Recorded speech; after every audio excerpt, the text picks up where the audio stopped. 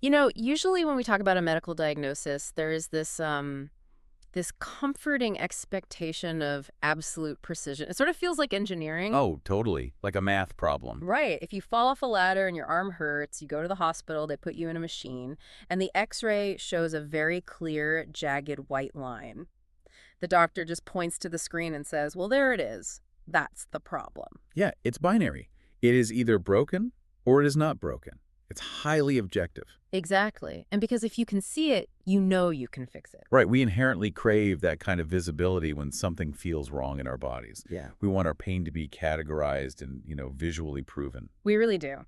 But then you step out of the orthopedics ward and into the world of neurodevelopment or psychology or just the daily ambient anxiety that so many of us feel right now. Yeah, the invisible stuff. Right. And suddenly, that x-ray machine is entirely useless. We are looking at a diagnostic landscape that is incredibly murky. I mean, you wake up feeling overwhelmed, or you find yourself obsessing over a tiny piece of criticism from a coworker, and there is no jagged white line on a screen to explain why your chest feels tight. Which leaves people feeling like the problem is a personal failing. I mean, without that clear x-ray, the default assumption is often that we are just not resilient enough. Yeah, like what's wrong with me? Exactly. We think our individual mindset is somehow flawed. But the reality is that we are dealing with invisible architecture. Invisible architecture. I love that. And that invisible architecture is exactly why we are plunging into this deep dive today. We're going to attempt to map out some of those muddy waters by looking at the fundamental biological wiring of the human mind. It's so necessary to look at the baseline. It really is.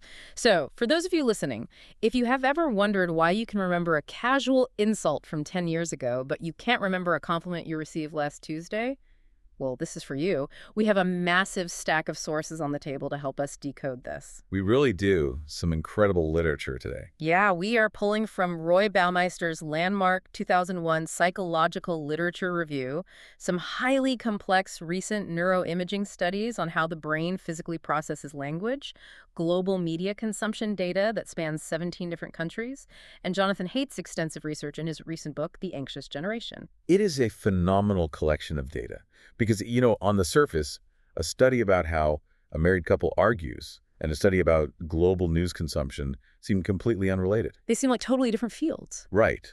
But when you look closely at the methodologies and the physiological data, they all point toward the exact same underlying neural mechanism. And our mission for today is to pull that exact mechanism out into the light. We're going to uncover why human brains are fundamentally, and in some ways tragically, obsessed with the negative. It is a well-documented phenomenon known in the clinical literature as the negativity bias. Negativity bias. Yeah. And we're going to explore how this ancient prehistoric survival mechanism is currently colliding head-on with the modern digital world, because it is quite literally creating a generational epidemic of anxiety. It's a massive collision. But we aren't just here to diagnose the problem, right? The ultimate goal is to arm you with the specific, scientifically backed tools you need to hack your own mental wiring and, crucially, to protect the next generation from an environment that is designed to exploit them. Exactly. By looking under the hood at the brain's factory settings, we can finally begin to understand why the modern world feels so relentlessly overwhelming to navigate. Yeah, it's not just you. It isn't. Yeah. When you understand the biology, you realize it is not a personal defect. It is an evolutionary mismatch. I really love that framing, looking at the factory settings. It completely removes the guilt. So let's start right there. Let's look at the foundational rule that seems to govern our entire psychological operating system. Let's do it. The 2001 research by Roy Baumeister seems to be the bedrock for this entire field of study. How did he establish this baseline? Well, Baumeister and his colleagues published what became a highly influential comprehensive review in the Review of General Psychology. And what makes this paper so critical is that it wasn't just one isolated experiment in a lab. Oh, it was a broader look. Right, it was a meta-synthesis of an enormous amount of existing literature. They looked at data across wildly different domains of human experience. Like what kind of domains? They analyzed everyday microevents, major life traumas, close relationship outcomes, social network patterns, interpersonal interactions, and even basic learning processes in children. Wow, so they covered almost everything. Basically, yes. They wanted to see if there was a universal pattern in how humans process information. And they found a pattern that sounds, at first glance, incredibly grim. They did. They established a core, undeniable rule, which they titled simply, "Bad is stronger than good." Bad is stronger than good. You know, if somebody said that to me at a dinner party, I would think they were just a profound pessimist. Yeah, you'd think they were just fun at parties, right? Right. It sounds like a philosophical worldview rather than a scientific fact. It absolutely sounds like a philosophical judgment. But Baumeister's argument, which is backed by mountains of data, is that this is a fundamental psychological law that dictates almost all phenomena. So it's hardwired. Exactly. Yeah. It has absolutely nothing to do with having a bad attitude or being a glass half empty kind of person. It is strictly about how the brain assigns weight and allocates cognitive resources to incoming information. Okay, that makes sense. Across the board, bad emotions, bad parents, and bad feedback simply have more statistical impact on human development and behavior than good ones. The brain processes bad information more thoroughly, retains it longer, and reacts to it faster than good information. So the obvious question here is about the engineering. Why would natural selection build an organ that makes us so disproportionately miserable? That is the big question. I mean, what is the evolutionary benefit of being so thoroughly fixated on the negative? Well, to understand the engineering, we really have to imagine the environment in which that brain was engineered. We have to think about our evolutionary ancestors living on the savanna, Okay, so way back. way back. For an early human, the stakes of daily life were entirely different. Let's say you are foraging, right? And you ignore a positive outcome. Like you walk right past a bush full of incredibly nutritious, delicious berries because you are distracted. Okay, so I miss out on a great snack. I mean, I might be a bit hungry, I might feel some regret when I realize it later, but I'm still alive. Exactly. You can go find another berry bush tomorrow. The cost of missing a positive stimulus is relatively low. It is a missed opportunity, but it isn't fatal. Right. Now flip the scenario. You're walking through the tall grass and you ignore a negative stimulus. Yeah, you hear a faint rustling sound or you see a shadow out of the corner of your eye and you assume it's nothing. You ignore the bad. Let me guess. If that rustling is a predator like a lion or a venomous snake, you don't get to try again tomorrow. You are dead. Your genetic line ends immediately. So over millions of years of natural selection, the people who were chill, optimistic, and ignored the rustling grass got eaten. Yep, the optimist didn't make it. Wow. And the people who were chronically anxious, hypervigilant, and assumed every shadow was a monster survived to pass on their genes. That is the harsh mathematics of evolution. Survival required urgent, immediate, overriding attention to possible bad outcomes. So being positive was just a bonus. Attention to good outcomes was just an evolutionary luxury. We are essentially the descendants of the most nervous, hypervigilant apes on the savanna. We evolved an alarm system that treats negative stimuli as absolute life-or-death priorities. It makes me think of an email spam filter, honestly, but one that is aggressively overtuned. Oh, that's a good analogy. How so? Well, if a spam filter accidentally routes a legitimate positive email from a friend into the junk folder, it's annoying. You missed a nice message. Right, a false positive. Yeah. But if the spam filter lets even one malicious, virus-laden email into your main inbox and you click it, it destroys the entire computer. Total catastrophic failure. Exactly. So the system is designed to aggressively quarantine anything that looks even slightly suspicious, because the cost of a false positive is a minor inconvenience, but the cost of a false negative is total system destruction. That is a highly accurate way to visualize it. The brain operates as a zero-trust security system for your survival. A zero-trust security system. I like that. And to understand exactly how that spam filter operates in our daily lives, we can look at a framework developed by psychologists Paul Rozin and Edward Roizman. Okay, let's look at them. They actually coined the specific term negativity bias in their own 2001 paper. They didn't just point out that the bias exists, they broke it down into 4 distinct, measurable elements that explain the mechanics of how it manifests. Let's walk through those mechanics. How does this actually show up in the way we experience the world? The first element they identified is called negative potency. Negative potency. What does that mean in practice? This describes the reality that bad events hit harder and carry more psychological weight than good events of the exact same objective magnitude. They aren't equal opposites on a scale. Give me an example of that magnitude difference. Think about it in terms of finances. If you are walking down the street and you find a crisp $50 bill on the sidewalk, you experience a measurable spike in joy and dopamine. Oh yeah, it's a great moment. Right. But imagine the reverse. You are walking down the street, you reach into your pocket, and you realize you have lost a $50 bill. Oh, that is the worst feeling. Exactly. The distress, the frustration, and the rumination you feel over losing that $50 is psychologically far more intense and lasts much longer than the brief high of finding it. Even though it's the exact same amount of money. The objective value is exactly $50 in both scenarios, but the brain amplifies the sting of the loss. I feel that in my bones. I mean, if I get a glowing performance review at work with 9 incredible compliments and 1 minor piece of constructive criticism, I am not thinking about the 9 compliments on the drive home. No, you're not. I am agonizing over the 1 critique. The bad just carries a heavier atomic weight. It absolutely does. Now, the second element Rosen and Roisman identified is what they call steeper negative gradients. Steeper negative gradients. Yes. This has to do with the perceived emotional slope of an approaching event as you move through time. The geometry of emotion. I like that. Yeah. How does the slope work? Imagine you have a highly unpleasant event scheduled, like a major dental surgery, exactly 1 week from today. Just hearing that makes me tense up. Right. As the days tick by and the event gets closer, the dread and anxiety you feel doesn't increase at a steady, linear pace. It compounds exponentially. It kind of spikes at the end. Exactly. The closer you get, the slope of that negative emotion becomes incredibly steep. Now compare that to a positive event. So you have a fantastic, relaxing beach vacation coming up in a week. Okay, much better. Your excitement builds as the date approaches, sure, but it is a much flatter, more gradual gradient. The anticipation of pain escalates and hijacks your nervous system much faster and more aggressively than the anticipation of pleasure. That perfectly explains the Sunday night dread. Oh, absolutely. The anxiety of an approaching Monday morning work week feels so much heavier and steeper than the Friday afternoon excitement for the weekend. The negative gradient just ramps up so A aggressively. steep cliff. What is the third element in their framework? Number 3 is negativity dominance. This is perhaps the most visible one in our daily lives. Okay, how so? It is the tendency for our brains to skew the overall perception of a complex situation toward the negative whenever good and bad elements are mixed together.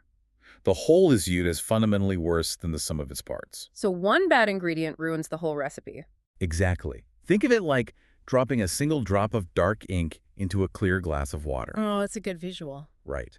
The water doesn't stay mostly clear with a tiny speck of black. The ink diffuses and contaminates the entire glass. It ruins the whole thing. The classic psychological example is having a fantastic, highly productive day. Let's say 5 wonderful, distinct things happen to you. Like what? You get a free coffee, you nail a presentation, you have a great lunch with a friend, you hit all green lights on the way home. Sounds like a perfect day. But as you are walking up your driveway, you step in a deep mud puddle and ruin your favorite pair of shoes. Ugh. And instantly, the narrative of the entire day is rewritten. Completely rewritten. You walk through the front door, your partner asks how your day was, and you throw your bag down and say, I had a terrible day. Yes. You don't say, I had an 80% incredible day and a 20% bad day. The mud puddle is the drop of ink. It dominates the historical record of that day. The brain allows the negative entity to act as a contaminant. It overwrites all the positive data. And that leads directly to the fourth and final element, which is negative differentiation. Negative differentiation. Okay, what does that mean? This states that negative events and negative emotions are vastly more complex than positive ones. What do you mean by more complex? I mean, an emotion is just an emotion, right? Not neurologically. Our brains actually build highly differentiated, incredibly nuanced folders for bad things, while good things just get tossed into a generic, low-resolution, pleasant folder. Really? Yeah, you can see this reflected in human linguistics. Across cultures, we have a vastly richer, more varied, and more specific vocabulary to describe states of pain, anger, sorrow, disgust, and fear than we do for joy and happiness. That is fascinating. We have a dozen different words to describe the exact flavor of sadness, like melancholy, grief, despair, despondency, gloom. Exactly. But for feeling good, it's mostly just happy, joyful, or excited. Because, going back to the savannah, survival requires knowing the exact specific nature of a threat. Oh, right. Is it a threat that requires you to fight, to run, or to hide? You need high-resolution data for danger. You don't need high-resolution data for eating a berry. Just eat the berry and be happy. Right. So the brain dedicates an enormous amount of real estate to differentiating the bad. Okay, this framework is incredibly illuminating, but it brings up a major question for me. What's that?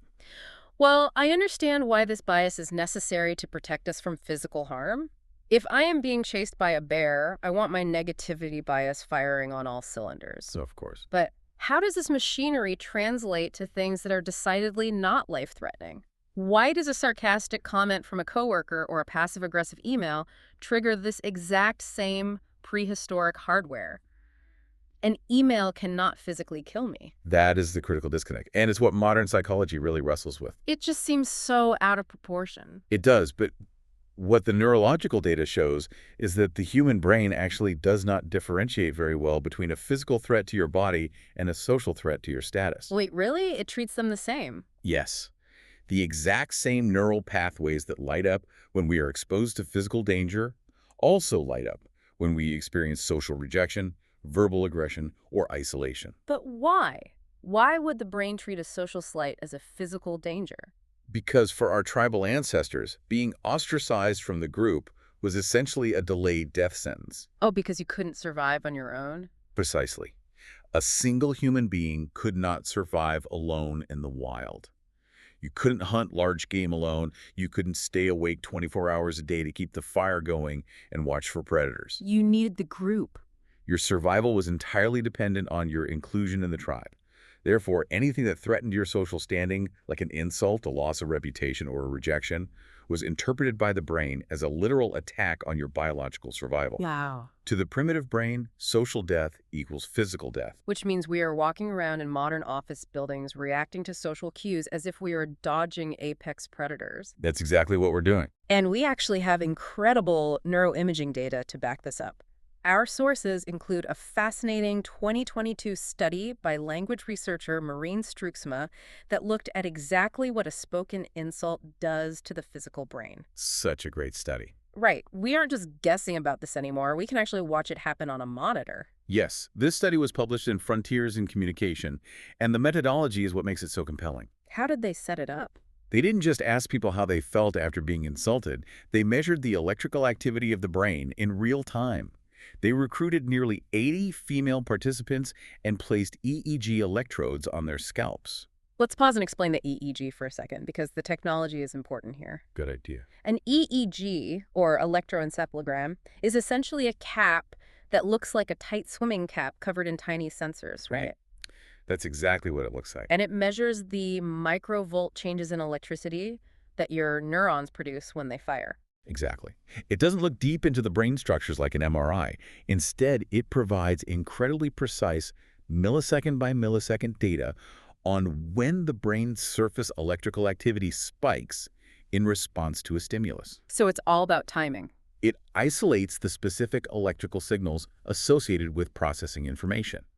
So they have these women in the lab wired up to the EEG, and the researchers proceed to hurl a barrage of 180 fictional insults and swear words at them. And just to clarify the parameters of the experiment, these women were not being tricked, right? Not at all. They knew they were in a sterile laboratory, they knew they were participating in a linguistic study, and they logically knew that the insults were generated by fictitious people. Nobody was actually attacking their character. Absolutely. The participants were fully aware that the environment was completely artificial. The cognitive, logical part of their brain knew there was no real threat. Okay, so logically they were totally safe. Yet the EEG readings showed something staggering.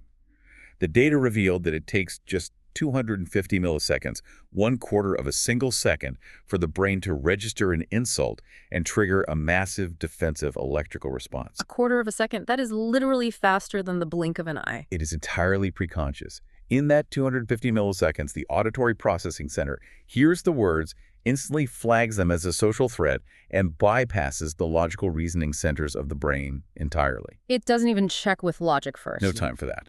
It sends an emergency alert directly to the amygdala, which is the brain's primitive fear and threat detection center.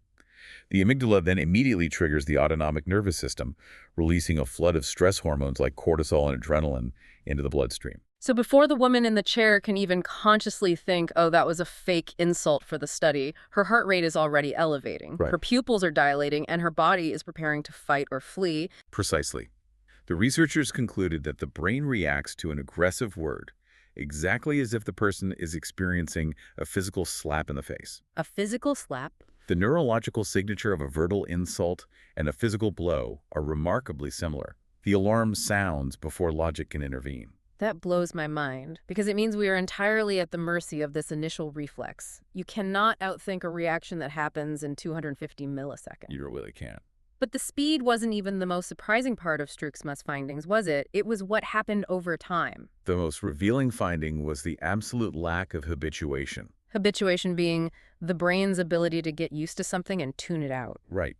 Habituation is a highly efficient biological process. If you are exposed to a repetitive, non-lethal stimulus, your brain eventually stops wasting energy reacting to it. Give me an example of that. Think about moving into an apartment near a train track. The first night, every time a train goes by, you wake up in a panic. The noise triggers an alarm. Sure, it's a huge disruption. But after a month, your brain realizes the train isn't a threat, and you sleep right through it. You habituate to the noise.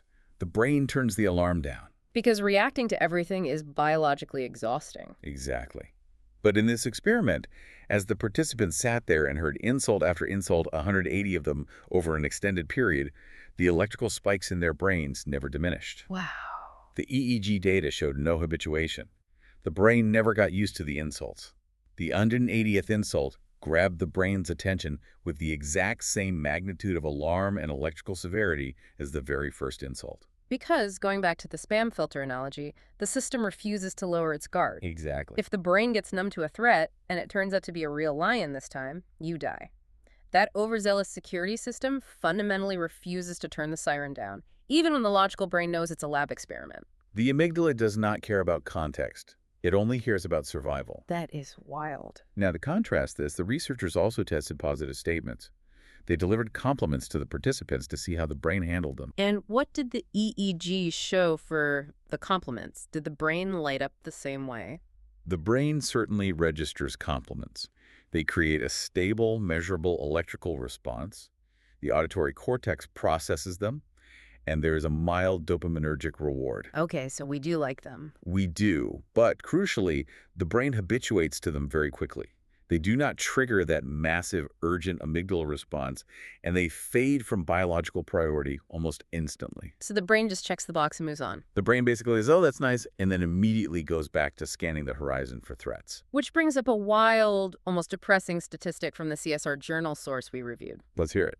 They aggregated data on emotional memory retention, and they noted that the emotional sting of an insult can linger in the brain for up to 20 years. 20 years? Yeah, while the emotional resonance of a compliment often fades in just 30 days. The disparity in retention is staggering. It really is. Think about it in your own life. You can probably vividly remember a cruel, offhand comment that a middle school teacher made about your handwriting or your voice 2 decades ago. Oh, definitely. You can remember the room, how you felt, the shame, but you probably cannot recall the specific details of 5 genuine compliments you received just last month. That's so true. It's like the brain carves the bad stuff into solid granite with a chisel, but it writes the good stuff in dry sand right at the water's edge. The first wave just washes the good stuff away. Carving in stone versus writing in sand is a beautiful way to visualize it. Negative experiences are etched permanently because they are survival data, while positive experiences are easily eroded because they are just bonuses. Just a luxury. And this bias isn't just limited to spoken language or social interactions. We see the exact same deeply ingrained bias when we look at visual processing. Right. This connects perfectly to the 1998 study by Tiffany Ito that we have in the stack. Yes, Ito and her colleagues wanted to see if the brain prioritized negative visual information the same way it prioritizes negative social information. How did they test that? In their study, they showed participants a series of 33 photographs. They categorized these photos into 3 groups: neutral, positive, and negative. What kind of photos? Well, the neutral photos were mundane objects, like an electrical outlet or a plate. The positive photos were highly stimulating good things, like people having a thrilling time on a roller coaster or a beautiful landscape. And the negative ones? The negative photos were visceral threats, like a gun pointed directly at the camera or a heavily mutilated face. And they were measuring the brain's electrical activity while the participants viewed these images. Correct. They used a technique to measure event-related brain potentials, or ERPs. Let's unpack ERPs for the listener. How does that differ from just a general EEG? An EEG measures the constant background electrical hum of your entire brain over time. An ERP is a specific technique that uses EEG data, but it mathematically isolates the exact, distinct electrical spike that occurs in direct response to a specific sensory, cognitive, or motor event. So it filters out the noise. By averaging the EEG signals over dozens of trials, researchers can filter out the random background noise of the brain and see the precise electrical wave that a specific photograph causes. It allows them to measure exactly how much cognitive horsepower the brain is dedicating to an image the millisecond it sees it. So they show the outlet, the roller coaster, and the gun. What do the ERP waves show? The ERPs definitively proved that the brain's electrical activity is universally and undeniably highest when viewing the negative imagery. Really? Even compared to the roller coaster? Yes, even when participants were instructed to focus equally on all the photos, the brain involuntarily allocated significantly more processing power and attention to the negative images than to the positive or neutral ones. It just can't help it. It is an automatic, non-conscious categorization process. The brain flags the threat before you even consciously realize what you are looking at. Okay, but I want to play devil's advocate here, or at least push back on the inevitability of this. Go for it. Let's go back to the dual processing model. We have these highly evolved, massive prefrontal cortexes. That's the part of the brain right behind our foreheads that handles logic, reason, executive function, and long-term planning. It's what makes us human. Absolutely. If the women in the insult study and the people looking at the photos all logically knew they were safe in a lab, why couldn't their highly evolved prefrontal cortex just reach down and hit the mute button on the amygdala? That's a fair question. Right. Why can't we just tell ourselves, this isn't real, stand down, and stop the electrical spike? That is the million-dollar question in neuroscience, and it comes down to the physical architecture of the brain and the speed of neural transmission. It's a speed issue. Yes. The amygdala, that primal fear center, is located deep in the brain's temporal lobe, and it receives sensory input from the thalamus incredibly quickly. It is essentially a direct, high-speed fiber optic cable. Wow. Okay. The prefrontal cortex, which handles the complex logic and reasoning you mentioned, receives the same sensory information, but the neural pathway is longer and the processing requires more synaptic steps. So it's a literal foot race, and the fear center just has a shorter track. Exactly. That 250 millisecond reaction we talked about happens before the prefrontal cortex even gets the memo that an event has occurred. The alarm is tripped before the security guard even knows someone is in the building. That's terrifying. Now, the logical brain does eventually catch up. Within a second or two, your prefrontal cortex analyzes the situation, realizes you are in a lab, and stops you from physically jumping out of your chair and running out of the room. So the logic prevents the behavioral reaction. But the initial physiological stress response, the cortisol release, the elevated heart rate, the emotional sting that has already happened, the chemical cascade is already in your bloodstream. The logic arrives just in time to tell you you're safe, but you're already sweating and your heart is pounding. Right. And because that physiological response is so intense, it colors your subsequent logical thinking. The prefrontal cortex has to work overtime to calm the body down, which is exhausting. So if we pull back from the lab, we are all walking around every day with this automatic subconscious hair trigger for negativity. That's the reality. We are biologically rigged to overreact to the bad and quickly forget the good. How does that ripple out into the macro levels of our lives? It ripples out everywhere. Because this can't just be about remembering bad handwriting comments or getting sweaty during a performance review. This biological reflex has to dictate major life choices and societal structures. It dictates almost everything. And we can track its impact from the micro level of our living rooms all the way up to the macro level of global economics and international media. Let's start at the micro level with our closest interpersonal relationships. Because the brain assigns so much disproportionate weight to negative data, it severely impacts how we interact with our romantic partners. This brings us to John Gottman, who is basically the godfather of relationship research. Yes, John Gottman. He created what became famous as the Love Lab at the University of Washington. The Love Lab. Sounds nice. It was essentially an apartment-style laboratory equipped with cameras and physiological sensors. He didn't just ask couples how happy they were on a questionnaire. He actually measured them. He measured their heart rates, their blood flow, their sweat gland activity, and he meticulously coded their micro-expressions during normal conversations and during arguments. He was looking for the physiological math of a relationship. And through all that data collection, he discovered a very specific mathematical formula for relationship survival, right? He did. He found that the negativity bias is so powerful that a one-to-one ratio of good to bad interactions is a recipe for divorce. Wow. One-to-one fails. In order to maintain a healthy, stable relationship, positive interactions must outnumber negative interactions by a very specific ratio, 5-to-1. 5-to-1. That is incredibly unforgiving math. It is. It takes 5 distinct positive interactions. A genuine compliment, a shared laugh, a moment of physical affection, a demonstration of empathy, just to offset the psychological damage of one single negative interaction. Like what? Like a rude comment, a sarcastic eye roll, or a harsh criticism. Because of negative potency, that one eye roll cuts so deep that it requires an overwhelming amount of positivity to heal the wound. So one negative comment literally outweighs a dozen compliments in the emotional economy of the partnership. Exactly. That is deeply sobering. If you wake up stressed and you snack at your partner over the coffee machine in the morning, you are instantly in emotional debt. A heavy debt. You owe them 5 genuine, distinct moments of connection that day just to get back to zero, just to break even.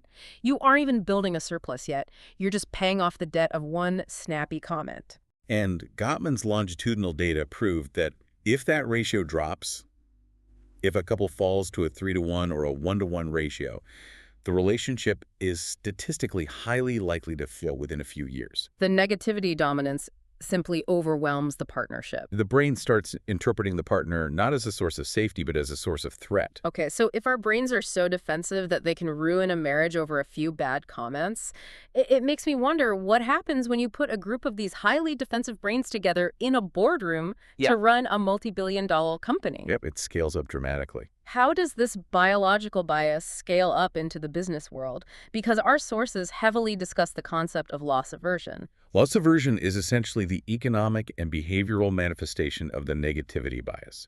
We discussed it briefly with the $50 example. The psychological pain of losing an asset is roughly twice as powerful as the pleasure of gaining an asset of equal value. When you scale this up to the corporate level, it leads to massive systemic failures. Organizations, which are just collections of human brains, become utterly paralyzed by the fear of losing what they already have, rather than motivated by the opportunity to gain something new. Their corporate strategy becomes driven by the amygdala. Exactly. And the ultimate tragic case study for this is Kodak.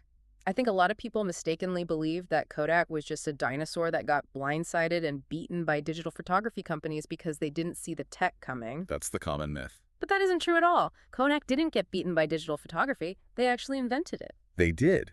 Kodak engineers actually developed the very first prototype of a digital camera way back in the 1970s. In the 70s? Yes, they held the patents. They were decades ahead of the competition.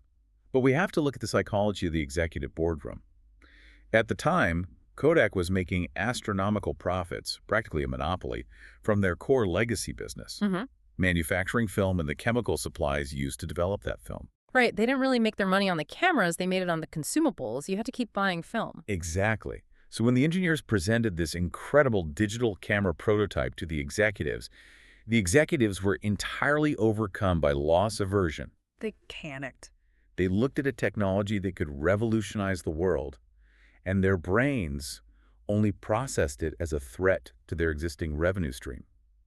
They were terrified that digital cameras would cannibalize their lucrative film sales. So instead of seeing a massive gain dominating the future of photography, they only saw the potential loss of their current monopoly. They let their biological negativity bias dictate their long-term corporate strategy. They did. They actively buried their own digital technology.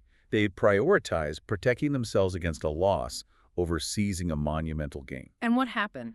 As a direct result, rival companies like Sony and Canon, who weren't weighed down by the same legacy loss aversion because they didn't have a massive film business to protect, aggressively adapted to the changing landscape. And Kodak was left behind. Kodak, paralyzed by risk aversion, failed to innovate and famously filed for bankruptcy in 2002. They were killed by their own refusal to evolve. It's a staggering example of how our ancient wiring can destroy modern empires. But let's zoom out even further. If the negativity bias can take down a corporate titan like Kodak, What is it doing to our society on a global cultural scale? It shapes everything we consume. Right. How does this biological mechanism explain the world we live in today, especially when we turn on the television or open a news app? To understand the societal impact, we have to look at the global demand for bad news. There's a brilliant, highly comprehensive 2019 study by Dr. Stuart Soroka that investigated international media consumption. What did he look at? Well, for a long time, there was a prevailing assumption that the media's heavy focus on negative, depressing news was a cultural phenomenon. Like perhaps an American obsession with sensationalism, capitalism, and the phrase, if it bleeds, it leads. Exactly. Yeah. We tend to blame the media executives for deciding to feed us garbage. But Soroka wanted to test if it was cultural or biological. So he measured the psychophysiological reactions, specifically heart rate and skin conductance, which measures how much you sweat when stressed of individuals watching news broadcasts. Okay, so biological metrics again? And he didn't just do this in one country. He tested diverse populations across 17 different countries, spanning 6 continents. So a truly massive cross-cultural global sample. As comprehensive as you can get. And the physiological findings were remarkably consistent everywhere, from North America to Asia to Africa. They all reacted the same way. Yes. The physiological arousal and attentional capture caused by negative news stories is a universal human trait, not a localized cultural one.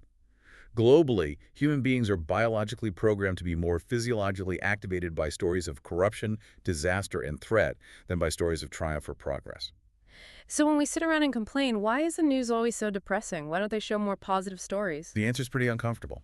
The uncomfortable scientific answer is because of us, because of our biology. The media isn't necessarily a malicious entity trying to ruin our day. They are just a highly efficient distribution system feeding our collective amygdalas exactly the threat data they are begging for. Precisely. The media landscape is a mirror reflecting our evolutionary attention mechanisms. That is so wild. As researcher Peter McWilliams noted, bad news gets higher ratings, generates more clicks, and sells more subscriptions because it successfully hijacks our survival wiring. And this must apply directly to politics, too. It fundamentally shapes our political systems. This universal biological response explains why political campaigns across the globe rely so heavily on negative attack ads, Because it works better. pointing out the deep flaws, the corruption, and the alleged dangers of a political opponent activates the voter's primal survival instincts far more effectively than laying out a detailed, optimistic, positive policy platform. Fear motivates human action and drives voter turnout significantly better than hope, strictly from a biological perspective. That is a deeply cynical, bleak reality to face about how our societies operate. But as I was going through the stack of research for this deep dive, I did find one massive, surprising exception to this rule. Oh, the positivity effect. Yeah, a biological plot twist, if you will. The EBSCO research data notes that while infants, children, and adults show a clear, dominant negativity bias, older adults actually show a measurable decrease in it. It is a phenomenon known in the literature as the positivity effect. Yes, the positivity effect is one of the most fascinating shifts in human cognition. Mm-hmm. As people enter their later years, their brain's processing actually shifts. How so? They become statistically more likely to pay attention to and accurately remember positive information and positive imagery than negative information. The bias actually flips. Why does that happen? Does the amygdala just get tired? Does the overzealous security system finally just wear out and break down? It isn't a breakdown, it is an active, adaptive cognitive restructuring. It is best explained by something called socio-emotional selectivity theory. Socio-emotional selectivity theory. What does that mean? This theory suggests that our cognitive priorities are entirely dependent on our perception of time. When you are young, your time horizon feels infinite. Your evolutionary imperative in youth is to survive, to gather vast amounts of information, to map the environment, to detect potential threats, and to build a secure future. Therefore, you desperately need the negativity bias. Exactly. Because you need to know where all the predators are so you can survive the next 50 years. Right. But as people age, they subconsciously realize that their time on Earth is becoming limited. The time horizon shrinks. Oh, wow. As that happens, the biological imperative shifts away from future-oriented threat detection and gathering new information. Instead, the imperative shifts toward emotional fulfillment, finding meaning, and maintaining deep, satisfying relationships in the present moment. That is incredible. The brain literally stops allocating so many cognitive resources to scanning the horizon for danger, and it actively starts prioritizing emotional well-being and savoring the positive. That is actually beautiful. It's like the brain finally realizes, okay, we survived, we made it. You can turn the alarm off now and just enjoy the sunset. Exactly. So older adults might actually be naturally escaping the negativity trap. They've earned their Teflon for the bad stuff. They really have. But this brings us to the most urgent, critical part of this entire deep dive. Because while older adults are escaping the trap, young people, the ones with their infinite time horizons and their rapidly developing brains, are falling into this trap faster and deeper than any generation in human history. Which brings us to the massive collision point between our ancient biology and our modern technology. Right. We just spent the first half of this discussion establishing the hard science. Our brains are biologically rigged to fixate on the negative. We are wired to react to social rejection like a physical slap in the face in a quarter of a second. Yes. We are programmed to demand negative information to feel safe. So what happens when you take a brain with those specific vulnerabilities and you put a supercomputer in a child's pocket? It's a disaster. A device that delivers an endless, algorithmically optimized 247 stream of negative stimuli and social comparison. You get the exact devastating mental health crisis that we are seeing today. And this is the core thesis of Jonathan Haidt's highly influential, exhaustively researched book, The Anxious Generation. Yes. Haidt points out a terrifying statistical inflection point in the data. For decades, teen mental health was relatively stable. But right around the early 2010s, specifically between 2012 and 2015, there was a meteoric tidal wave rise in rates of anxiety, depression, self-harm, and suicide among Generation Z. And Haidt notes that this spike was particularly devastating for preteen and teenage girls, right? Yes, the data on young girls is staggering. Hospitalization rates for self-harm among young girls skyrocketed during this window. And what does he attribute that to? Haidt argues, with extensive correlative data, that this mental health crisis is inextricably linked to a fundamental society-wide rewiring of human childhood. He describes it as the rapid shift from a play-based childhood to a phone-based childhood. Let's deeply explore the evolutionary mismatch of this shift, because everything we've talked about regarding our tribal ancestors, the way we evolved to communicate, to build trust, to read threats, was built entirely on face-to-face interaction. That is the absolute crux of the mismatch. For millions of years, human communication was exclusively face-to-face, primarily within a small tribe of close kin or familiar members. Right, you saw everyone you talked to. In that environment, there was immediate physical accountability. If you insulted someone, you had to look at their face.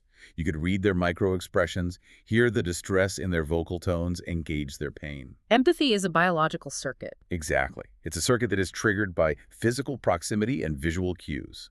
Today, because of the smartphone and social media, youth communicate largely anonymously, asynchronously, and remotely. And how does stripping away that physical presence change human behavior? Haidt leans heavily on the work of renowned psychologist Phil Zimbardo, who famously conducted the Stanford prison experiment. Oh, Zimbardo, right. Zimbardo developed the psychological concept of de-individuation. De-individuation, what does that do to us? His research demonstrates that when human beings are placed in environments where they are remote, anonymous, and stripped of their individual identity like being an anonymous avatar or an invisible commenter online, they undergo a psychological shift. They change. Yes. They become significantly less kind, less empathetic, and far more antisocial. Because the accountability is gone. Exactly. We lose our internal inhibitions against cruelty when we don't have to look our victim in the eye and watch them suffer. The digital interface short-circuits the biological empathy response. Which brings me to an anecdote from the Psychology Today source that absolutely stopped me in my tracks when I read it. It perfectly and tragically illustrates how devastating this de-individuation is when you combine it with the instantaneous reach of modern technology. It is a vital story to share. Please walk us through it. So the source describes a middle school in New York State that had this beautiful, decades-long tradition.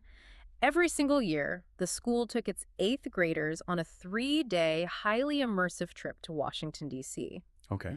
The entire curriculum of the trip was focused on building empathy and understanding history, and the emotional culmination of this trip was always a visit to the United States Holocaust Memorial Museum. Wow, a really heavy, important experience. The pedagogical goal was to have these kids confront the darkest depths of human history, process it together, and enter high school with a deep appreciation for the human experience and an expanded capacity to empathize with others. It's a textbook example of a managed, meaningful developmental milestone in the real world. Exactly. And for years, it was a massive success. Thousands of alumni look back on it as a profoundly formative experience. But then something changed. Then smartphones became ubiquitous. At first, the school administration tried to ban the kids from bringing phones on the trip. Which makes sense. But the parental pressure driven by the parents' own anxiety and need to constantly track their kids forced the school to relent and allow the kids to carry their devices. Oh, no. So picture this scenario.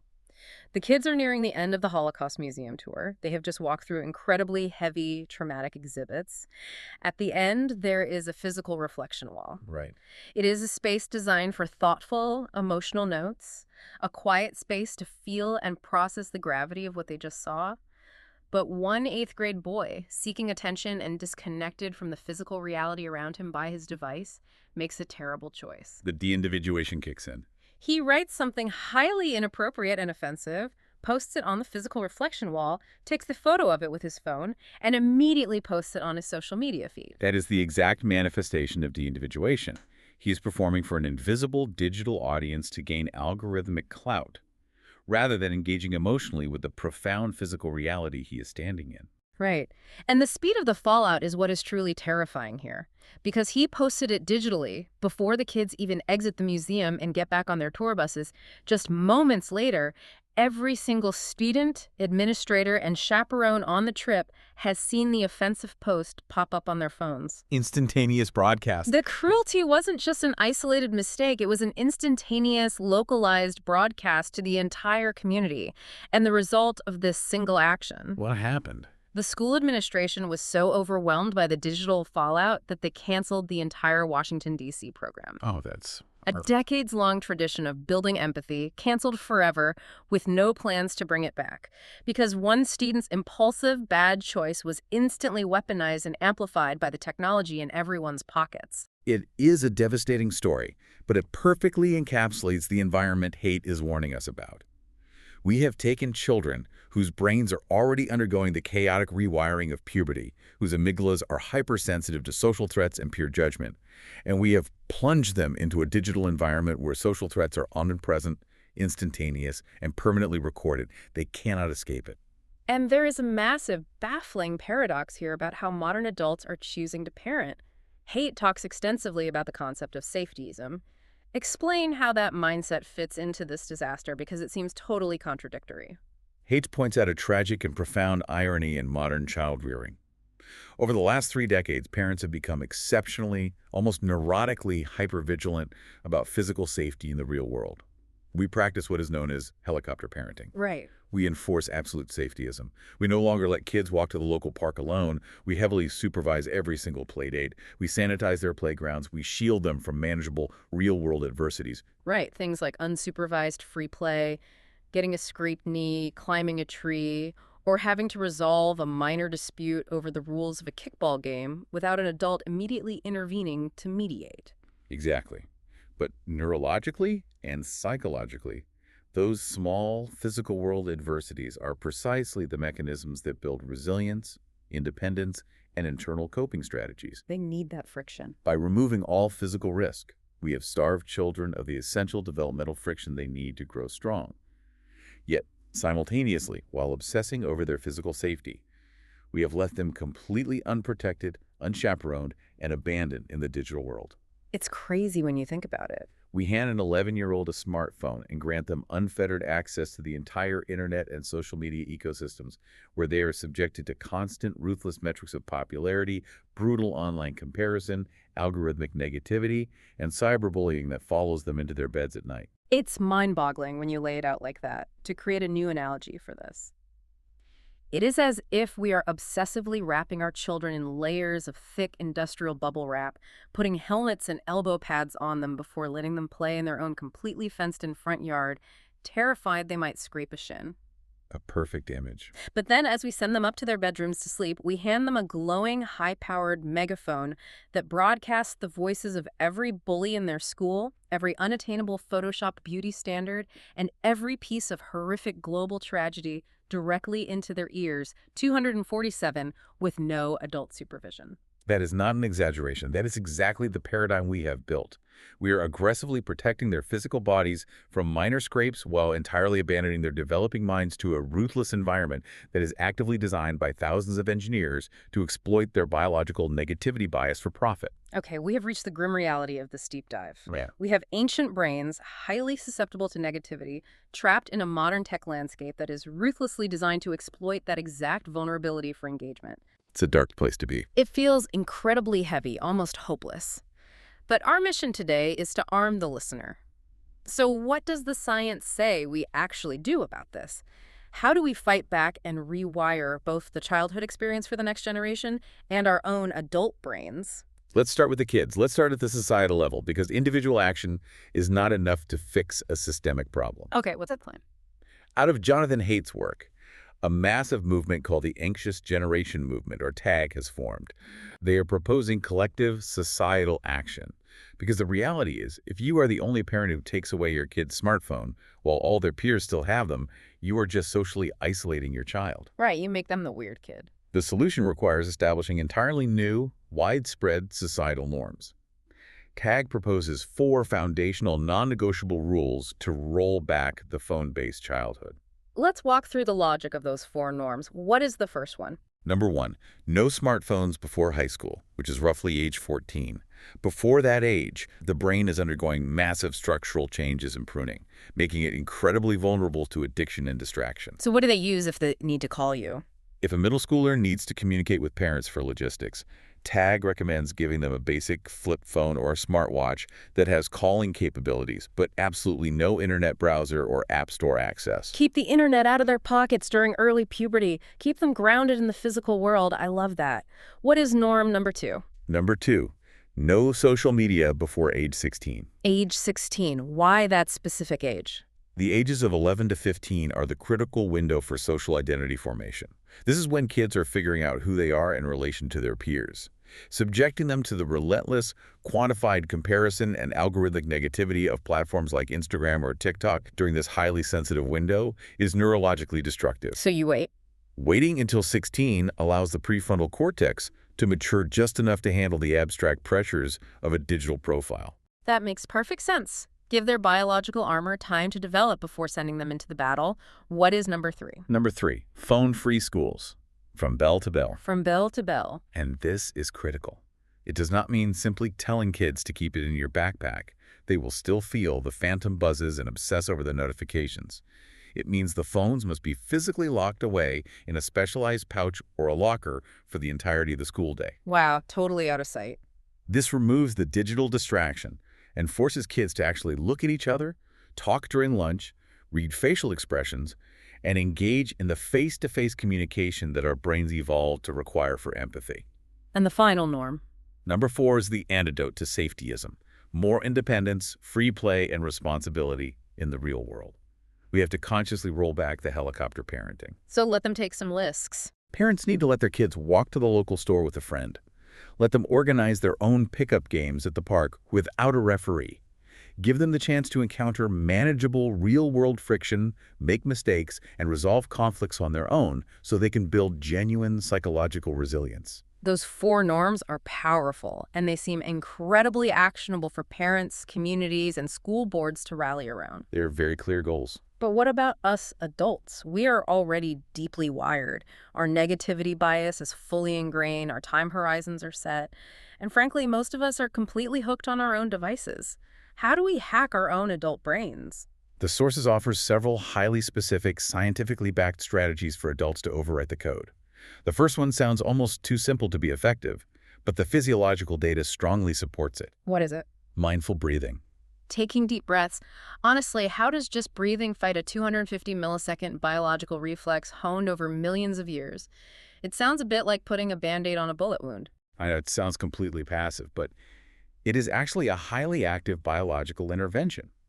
A fascinating 2011 study by researchers Keegan and Shook found that practicing mindful breathing actually increases a person's baseline optimism and their ability to accurately categorize positive stimuli. Okay, so how does the plumbing of that actually work? Here is the mechanism. Right. When the amygdala fires and triggers the stress response, your breathing becomes shallow and rapid, preparing you to fight. Uh, By intentionally taking slow, deep breaths, you stimulate the vagus nerve. which is the massive nerve connecting the brain to the abdomen, right? Yes, the vagus nerve acts as the brain pedal for the nervous system. When you stimulate it with deep breathing, it physically lowers your heart rate and sends a chemical signal back up to the brain, activating the parasympathetic nervous system, the rest and digest state. So you're sending a physical signal to the brain. It essentially tells the amygdala the environment is safe. Stand down. By consciously controlling your breath, you interrupt the automatic pilot of the fear center. You cool the system down, which allows your logical prefrontal cortex to come fully online and objectively assess the environment, drastically reducing the power of the negativity bias. Okay, so mindful breathing is the foundational physical hack to hit the brakes. What is the next tool for our mental software? The second tool is a classic cognitive behavioral therapy technique developed by the legendary psychologist Albert Ellis. It is called the ABC technique, The ABCs. and it is designed to help you catch the negativity bias in real time, right as it's happening, before it spirals out of control. Walk us through a specific scenario using the ABCs. Let's use an everyday workplace scenario. The A stands for the antecedent event, the objective thing that just happened. The B is your belief or internal narrative about that event. And the C is the emotional consequence.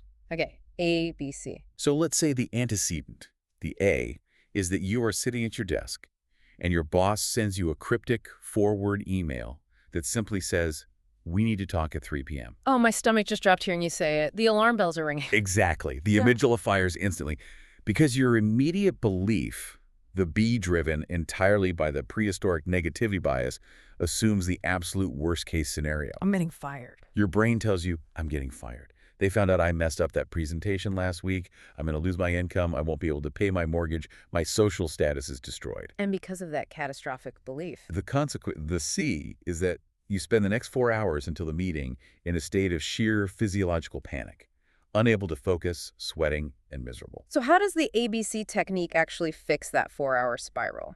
It fixes it by forcing you to insert your prefrontal cortex into the process. You pause and consciously analyze the belief, the B. You challenge your own automatic assumption. How do you do that in the moment? You ask yourself, is there any actual objective evidence that I'm getting fired? No. My last performance review was great. Our team just hit our quarterly goals. It is far more likely they just want to discuss the new project timeline or ask for my input. So you rewrite the story. By actively restructuring the thought and challenging the automatic negative assumption with logic, you fundamentally change the emotional consequence, the C. Right.